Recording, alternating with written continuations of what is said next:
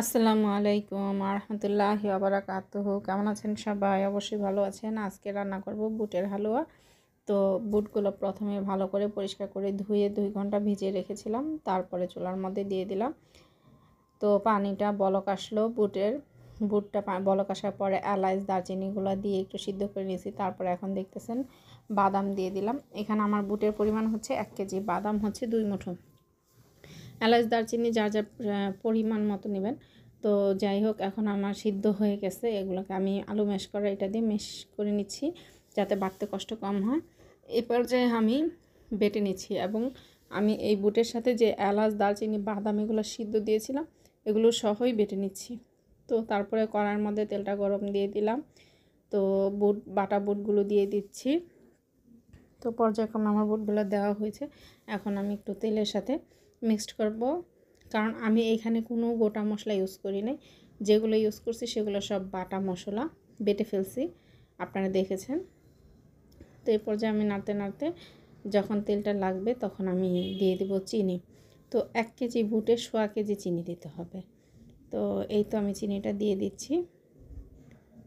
তো চিনিটা দেওয়া হয়ে গেলে এখন আমি বুটটাকে খুব সুন্দর করে নাড়ব, চিনিটা এবং বুটটা মিশে যাবে। তো যাই হোক, আমি নাড়তেছি। এখন নাড়তে নাড়তে দেখবেন বুটটা থেকে বেশ পানি বের হয়েছে। এই যে আমার বুটের হালুয়াটার থেকেও বেশ পানি বের হয়েছে, মানে চিনির যে তরল পদার্থ পানি হয়ে যায় সেটা বের হয়ে এখন বুটটা পাতলা হয়ে গেছে। এটাকে এখন আমি ক্রমশই নাড়তে থাকবো। এই যে এখন আমি নাড়তেছি। এই পর্যায়ে আমি একটু ঘি দিয়ে দিলাম যখন একটু টেনে আসছে। তো এখন দেখি মোটামুটি ভালোই টেনে আসছে।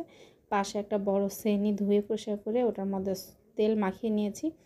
তার মধ্যে আমি এই যে মিক্সড বাদাম, কাঁচামরিচ, সরি কিশমিশ আর মিক্সড বাদাম এগুলো কেটে নিয়েছি।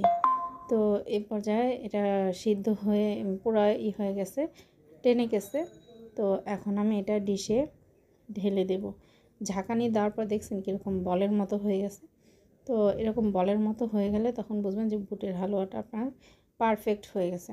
এখন আমি আবারও আলু ম্যাশ করা এটা দিয়ে খুব সুন্দর করে এটাকে আমি বিছিয়ে দিব। হাতে ধরলে হাতে গরম লাগতে পারে, ঠোসা করতে পারে। এখন আমি সেই মিক্সড বাদামগুলো এবং কিশমিশগুলো উপরে ছড়িয়ে ছিটিয়ে দিচ্ছি। এই তো আমার হয়ে গেল বুটের হালুয়া। আপনারা ভালো থাকবেন সবাই, এভাবে করে খেয়ে দেখবেন, অসম্ভব মজা। তবে আমার মনে হয় এভাবে করে খেয়ে দেখতে পারেন। অনেকে অনেক রকম করে করেন, কিন্তু আমার কাছে এভাবেই ভালো লাগে। ভালো থাকবেন।